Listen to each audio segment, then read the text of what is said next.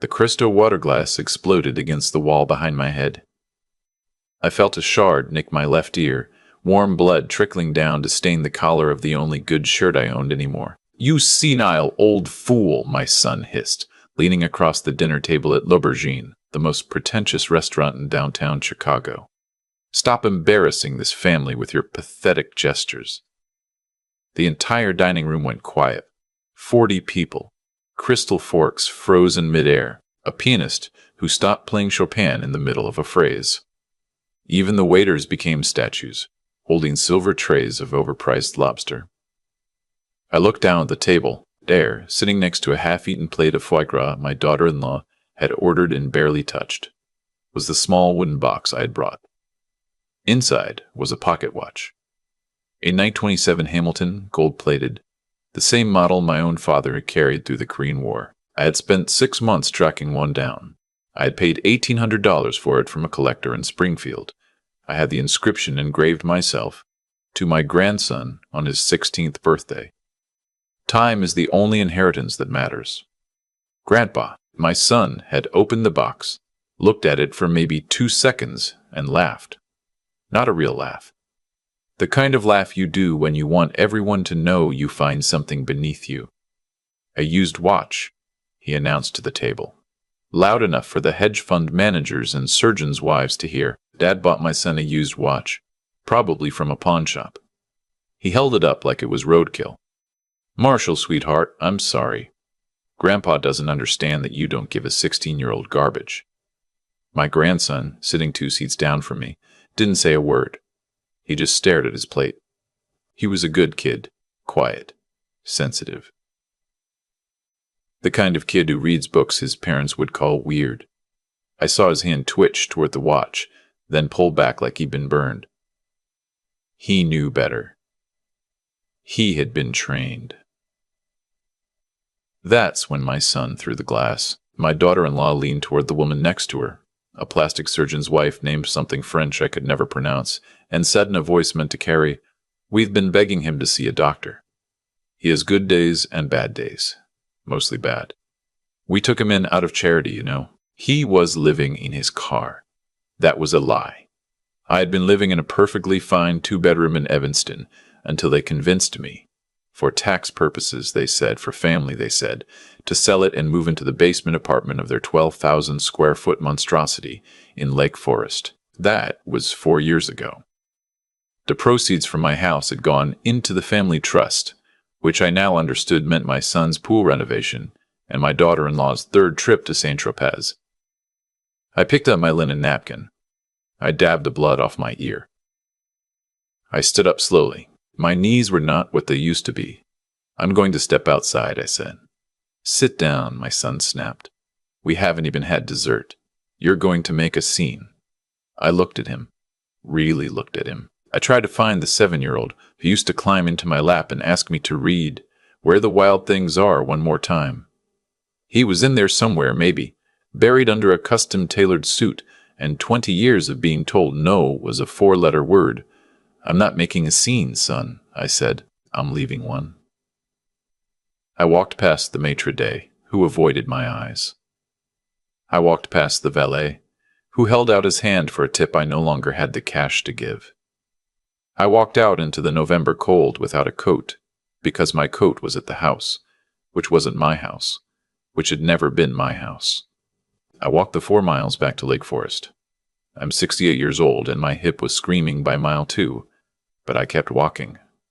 Cars passed. Nobody stopped. I had time to think, which was something I hadn't really had in 4 years. When I got back to the estate, the gate code didn't work. I stood there in the dark. In front of the iron gates I had never been allowed to call mine, and I pressed the buzzer. Nothing. I pressed it again. The intercom crackled. "Sir, you'll need to take the service entrance," came the voice of the night security guard. A new one. I didn't recognize the voice. "This is the homeowner's father," I said. "I live here." "I have instructions, sir. Service entrance only." Mr. Halloran called ahead. So that was his plan. Lock me out at the front. Make me walk around to the back like a delivery boy. Show me my place one more time before bed. I walked around. The service gate was open. I went down the long driveway, past the 4-car garage that held his Range Rover, her Bentley, his weekend Porsche, and the spot where my old Buick had been until they sold it last spring because it lowered property values. I walked around to the side door that led directly to the basement, where I had a converted apartment with a bathroom you couldn't stand up in and a window that looked out at the foundation drain. But I didn't go to my room. I walked into the boiler room. Behind the water heater, taped to a copper pipe in a place no one ever looked, was a small, fireproof key safe. I had put it there in my second week in this house, before the arrogance had time to fully calcify. Inside the safe was a thumb drive, a burner phone still in its plastic, and a key to a storage unit in Waukegan that had been paid up for 10 years in advance. I pocketed all 3, then I went to my room, and sat on the edge of the twin bed they'd given me. Twin, in case you missed that. A twin bed for a grown man. And I made a phone call. The man on the other end picked up on the first ring. He always did. "It's me," I said. A long pause, then a sigh. "I was wondering when you were going to call." His name was Bartholomew, but everyone called him Bart. He had been my attorney for 41 years. He had drafted my first contract. He had been the best man at my second wedding. He had buried my second wife with me when the cancer took her in 2019. He had warned me, he had begged me, not to sign over operational control of Halloran Kestrel Logistics to my son 5 years ago. I had signed anyway, because what else does a father do when his son comes to him crying, saying he's ready, saying he wants to make me proud? Tonight he threw a glass at my head, I said, in a public restaurant, in front of my grandson. Jesus Christ, he locked me out of the front gate. I had to walk home in the cold. Jesus Christ, Bart, I want to pull the trigger. The pause this time was longer. He was, I knew, sitting in his study, a study I had been in maybe 200 times, with his bourbon and his Labrador and his wife asleep upstairs. "Are you certain?" he asked. "Once we do this, there's no walking it back. He will lose everything in a single morning, including the house, including her cars, including the country club membership. I know what he loses. And the boy?" That was the question that mattered. The boy, my grandson. Marshall, the kid who had stared at his plate tonight because he had learned that the only way to survive in that family was to make yourself invisible. "The boy comes with me," I said. "I want him out before sunrise. Whatever it takes, I have someone who can help with that. Quietly, legally. Then let's begin." I gave him the list I had been preparing in my head for nearly 2 years. A list I had hoped, prayed, would never be needed. Freeze the operating accounts of Halloran Kestrel by 7 Halloran Kestrel by 7 Halloran Kestrel.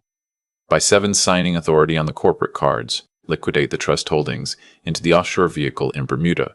23 million in liquid, plus whatever could be moved from securities by end of day. Initiate the eviction protocol. The Lake Forest Estate, the Aspen Condo, the Tampa Boat Slip, all titled under Halloran Holdings LLC, of which I was the sole and unrevoked managing member. And one more thing. The thing he had never even thought to look for. Bart. The cell phones. The car GPS. The GAR GPS. The GAR GPS, the Tesla wall charger. Every account he runs to that house is paid by Halloran Holdings. He never moved them to a personal account. He was too lazy. Pull them too? Pull everything that has my name as the original payer. Let him wake up tomorrow and try to start his Porsche. Consider it done. I hung up. I stared at the wall. I felt nothing. I'd expected to feel something, guilt, maybe, or sadness, or that strange relief you read about in books. But there was nothing. Just a kind of quiet. I packed. It took less than 10 minutes because I owned almost nothing. 3 shirts, 2 pairs of slacks, the windbreaker, my reading glasses, the small framed photo of my second wife from our trip to Banff, and my father's pocket knife. I put it all in a duffel bag I'd gotten from a hardware store promotion in 2003. Then I went upstairs. It was almost midnight. The house was dark, except for the kitchen, where my daughter-in-law was on her phone, glass of white wine in hand, scrolling through what looked like a real estate listing in Tuscany. She didn't see me. I went past her, down the long hallway, up the back stairs to the second floor. My grandson's room was the third on the left. I knocked very softly. I heard him stir. He opened the door in his pajamas, his eyes red. He had been crying. "Marshall," I said, "Grandpa's leaving. I want you to come with me." He looked at me for a long moment. Then he asked the only question that mattered. "Will Dad let me?" "Your dad doesn't have a say in this anymore.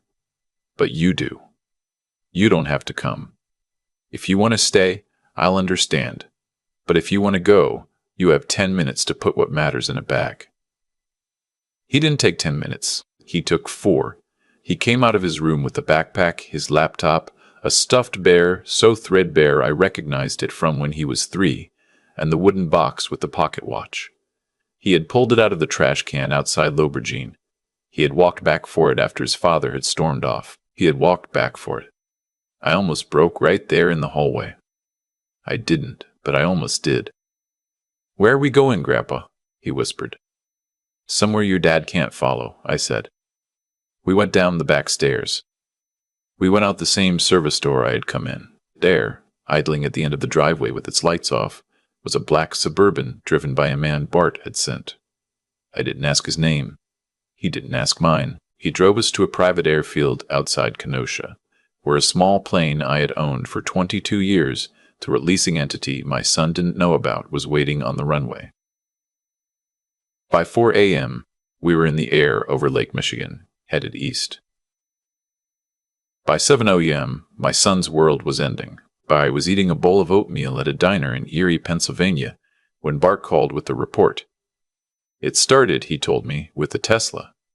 My son woke up at 6:15, his usual time, and went out to the garage to drive to his Pilates class. The Tesla was dead. Not low battery. Dead. Disconnected from the network. The wall charger had been remotely disabled at 6:02 a.m. He tried the Range Rover. The Range Rover started, but the GPS and the cellular connection were dead because they ran through a corporate Verizon account that had been canceled at 6204. He didn't know where his Pilates studio was without GPS. He had been going there twice a week for 3 years. He went back inside, irritated. He asked the housekeeper to bring him an espresso, the espresso machine, a $14,000 Italian thing he'd bragged about to anyone who would listen. Wouldn't start, because it was on the smart home circuit that ran through the corporate account. The whole smart home system was offline. The lights worked, the fridge worked, but every smart thing he had paid extra to have, the music system, the climate control, the Sub-Zero wine fridge, the heated floors, was dead. He picked up his iPhone, or tried to. It was bricked. Activation locked, because the corporate account that owned the line had requested a remote wipe at 6:08 a.m. He yelled for my daughter-in-law. She came down. She tried her phone. Same story. She tried her iPad.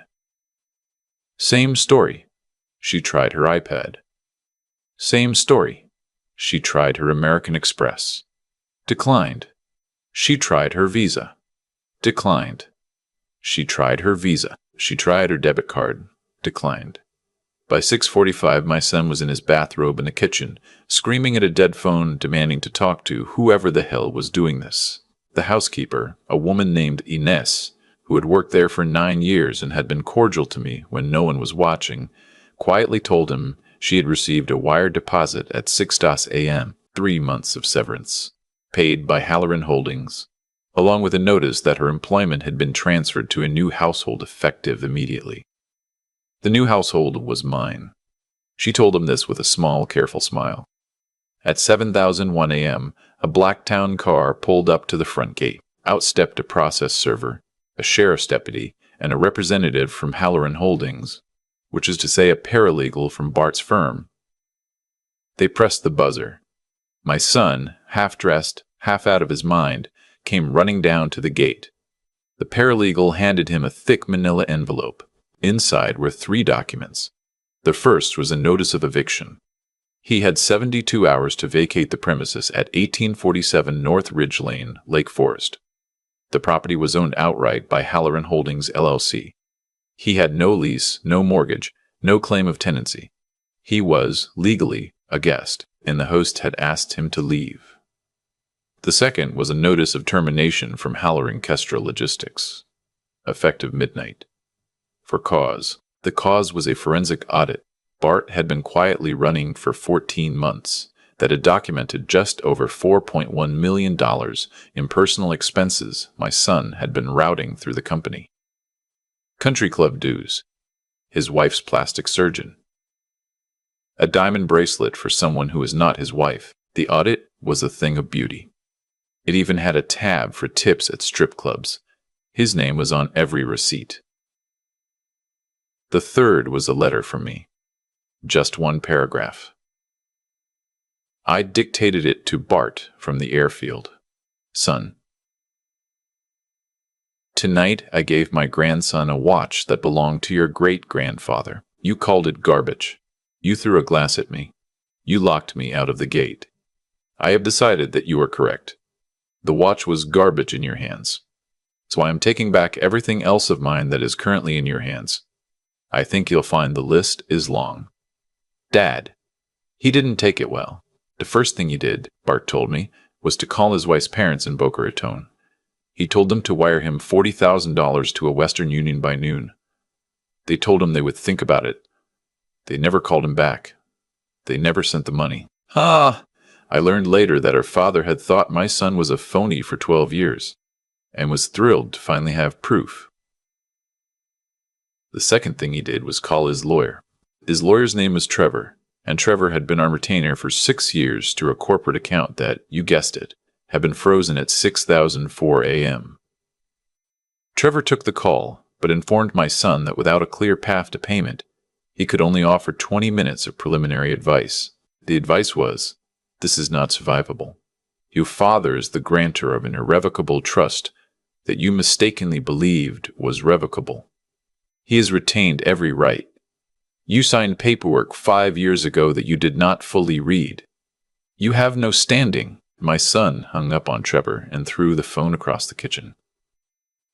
The phone was already dead, so it didn't matter much. The third thing he did, and this is the part I had been waiting for, because I knew my son better than my son knew himself, was call the Lake County Sheriff's Office and report his teenage son as a missing person.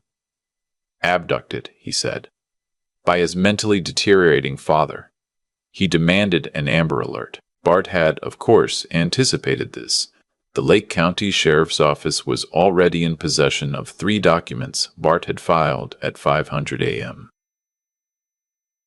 The first was a notarized affidavit signed by my grandson at 3:47 a.m. in the back of the Suburban, witnessed by a notary Bart had sent along, stating that Marshall Halloran, age 16, was traveling voluntarily with his paternal grandfather. The second was a recording, recovered from a nanny cam that had been in the kitchen of the Lake Forest house for 2 years, of my daughter-in-law slapping my grandson hard enough to leave a mark and telling him he was a useless little shit who had ruined her body when she carried him. The recording's 8 months old.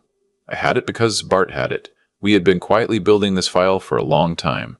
The third document was a petition for emergency protective custody, filed in Cook County Family Court at 6 time, by an attorney specializing in adolescent welfare, and granted by a judge at 7:30 a.m. on the strength of the recording alone. When the deputy showed up at my son's house at 8:15 to take his missing person report, they instead handed him a court order forbidding him from contacting his son without a supervised visitation arrangement, pending a custody hearing in 3 weeks. That, Bart told me, was when my son broke a window with his bare fist.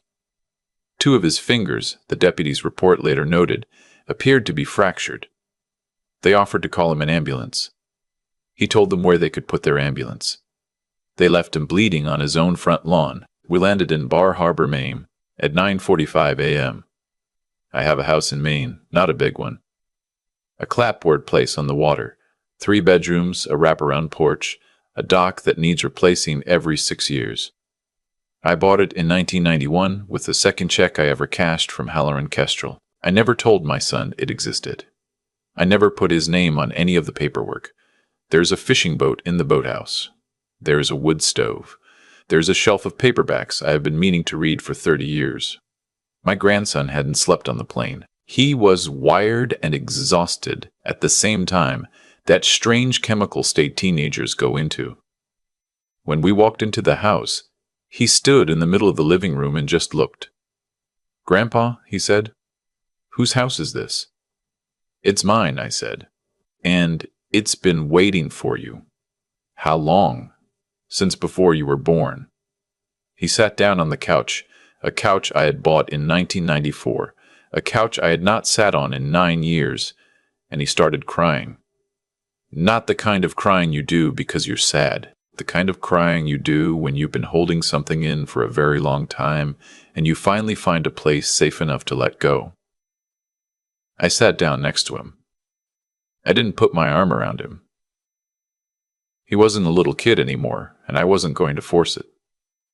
I just sat there. After about 20 minutes, he leaned over and put his head on my shoulder, which was something he had not done since he was 9. "Is Mom going to come find me?" he asked. "No," I said. "Your mother is going to be very busy for a while." "Is Dad? Your father's going to try? Will you let him?" I thought about that for a long time before I answered. "I'll let him try," I said, "but he won't succeed." 3 weeks. That's how long it took for it all to come apart. In the first week, my son and his wife moved into a residence inn off Route 41. They paid for it with the last of her parents' patience. Boca finally sent a few $1,000s, with a note that this was the absolute last time. He spent 5 days calling everyone he had ever done business with, looking for a loan. Most of them didn't take the call. The ones who did informed him, gently or not. That word had spread. A Halloran without the Halloran Kestrel signing authority was not a Halloran worth lending to. In the second week, his wife filed for divorce.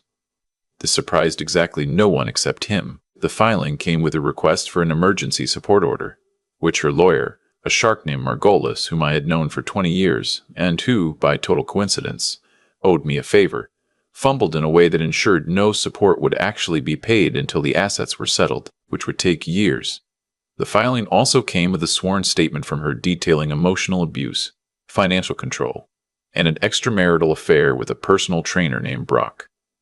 The filing was in the Tribune's online edition by Wednesday. In the third week, the criminal indictment came down. I hadn't asked Bart to push for criminal charges. I had asked him to make sure they were available if needed. The decision belonged to the Cook County State's attorney, who, after reviewing the forensic audit and the 8-month-old kitchen recording and the broken window incident report and the testimony of 2 former assistants my son had verbally abused for years, decided that needed had arrived: wire fraud, embezzlement, domestic battery in the 3rd degree. The arraignment was on a Tuesday. He posted bail with money he had to borrow against his wife's grandmother's pearls. The pearls were not actually his to borrow against. That became its own problem later. The custody hearing was on a Thursday. I drove down to Chicago alone. My grandson didn't want to come, and I didn't want to make him. He stayed in Maine with a woman Bart had hired, a retired social worker named Mary Ellen, who was patient and made very good blueberry pancakes. The courtroom was small. A family court judge named Lynette presided. She was in her 50s, gray streaked hair, no nonsense. My son was there. He had lost weight. His suit didn't fit anymore, and not in the good way. His wife was not there. She was in Florida pretending to be a victim. His lawyer was someone I had never heard of, court appointed, because Trevor had stopped returning his calls. The judge asked my grandson if he would like to address the court via the previously recorded statement we had submitted. He had recorded it 3 days earlier in the living room of the main house, Mary Ellen behind the camera. The clerk played the video. In it, my grandson talked for 11 minutes.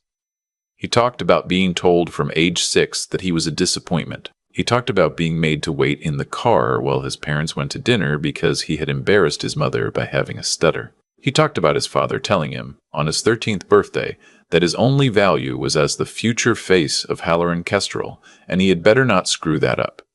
He talked about being slapped.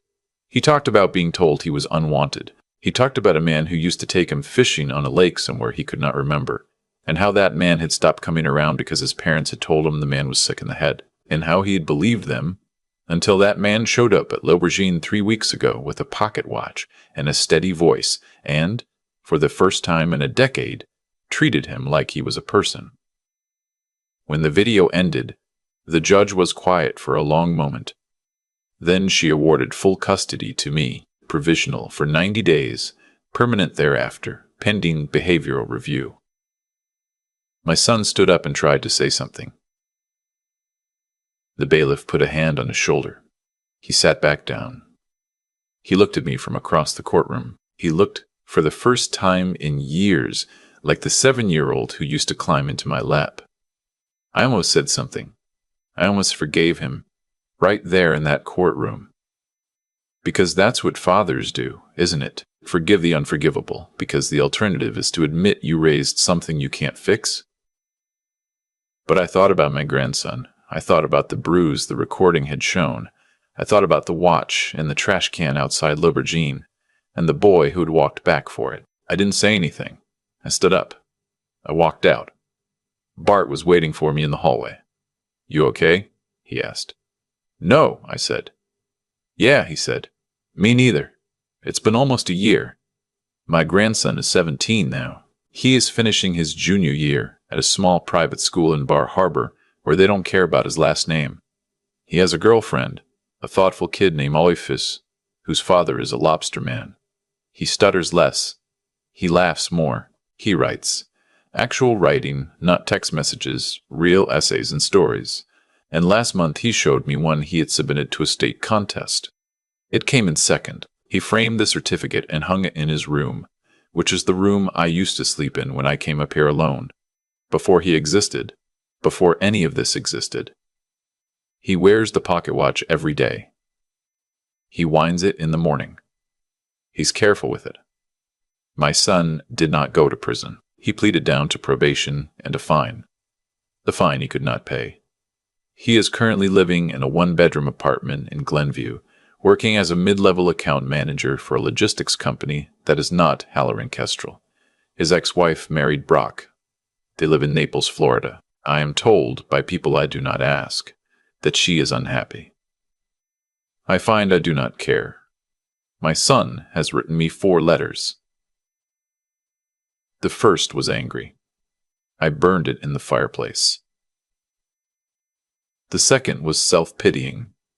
I burned it too. The third was an apology that wasn't really an apology, the kind where every sentence starts with, "I'm sorry that you," instead of, "I'm sorry that I." I read it twice. I put it in a drawer. The fourth came 2 weeks ago. It was 3 pages. It was handwritten. It said, among other things, that he had started seeing a therapist. Court mandated, he admitted, but he was going beyond what was required. It said he understood that he might never be allowed back into his son's life, and that he was going to live the rest of his life trying to deserve the chance, even if the chance never came. It said that he had been thinking, lately, about a fishing trip we took when he was 8 years old, when I had taught him how to bait a hook, and he had been afraid of the worm, and I had been patient with him, and he was sorry, more sorry than he had words for, that he had not been patient with his own son. I read that letter 4 times. I did not burn it. I have not written back yet. I do not know if I will. My grandson has not been told it arrived, and I have not decided whether to tell him. He turns 18 in 7 months. After that, the decision will be his, not mine. I sit on the porch most evenings watching the bay. The water turns gold for about 20 minutes around sunset, and then it goes dark very quickly. My grandson comes out and sits with me, sometimes with a book, sometimes with his guitar, sometimes just to sit. Last week he said, without looking at me, "Grandpa, why didn't you do this years ago?" I thought about it for a while. "Because I was hoping he'd find his way back on his own," I said. "And because I didn't have you with me yet. I couldn't leave without you, and you weren't ready to leave." He nodded. I'm glad you waited, he said. Me too, kid. We sat there until the gold was gone. If you've ever loved someone who treated you like a burden, a parent, a child, a spouse, anyone, and you've spent years telling yourself they'll come around, that the love you remember is still in there somewhere, that family is family, and you don't walk away from family. I want you to hear something. From a 68-year-old man who waited too long, sometimes the love you remember is gone. Sometimes the person you raised has become someone you wouldn't have let into your house if they'd shown up as a stranger. And sometimes the bravest, most loving thing you can do, for yourself and for the people in that house who are still worth saving, is to walk out the front gate, in the cold, without a coat, and never come back. If this story meant something to you, hit the like button and tell me in the comments, have you ever had to walk away from someone you raised? I read every one. And I'm here, on this porch, listening. I think about that night of Lou Regine almost every evening when the bay turns gold and my grandson Marshall comes out to sit beside me on the porch. I think about the man I used to be, the one who walked 4 miles home in the cold because his son had taken his car keys, the one who slept in a basement with a window that looked out at a foundation drain, the one who told himself, year after year, that patience was the same thing as love. It wasn't. I learned that the hard way. Patience without limits isn't love. It's a slow surrender of yourself to someone who has stopped seeing you as a person. My son didn't become cruel overnight. He became cruel because every time he tested a line and I let him cross it, he learned that the line wasn't real. I taught him that. Not on purpose. But I taught him. Here's what I understand now. Sitting on this porch at 68 years old, with a watch on my grandson's wrist and a divorce decree on my son's record. Every choice has a tail. Every kindness extended to someone who exploits it builds a debt that someone else, somewhere, is going to be forced to pay. In my case, the someone else was Marshall. The boy paid for my cowardice with bruises and a stutter and a belief, at 16 years old, that he was unwanted. I will spend whatever years I have left trying to balance that ledger. I don't know if I can. What I know is this. Character is not something you inherit. It's something you build, day by day, by what you tolerate and what you refuse. My son inherited my last name and my company and my house, and none of those things made him into a man. What would have made him into a man was being told no when he needed to hear it, and I never said it. I thought I was being a good father. I was being a frightened one. I want to leave you with 3 things, because 3 is what I can hold in my head at this age. The first is that decency is not weakness. You can be kind without being a doormat. You can love someone and still close the door on their behavior. The second is that wisdom is mostly the discipline to see what is actually happening, instead of the story you wish were happening. I wasted 4 years in that basement because I kept rewriting the story in my head.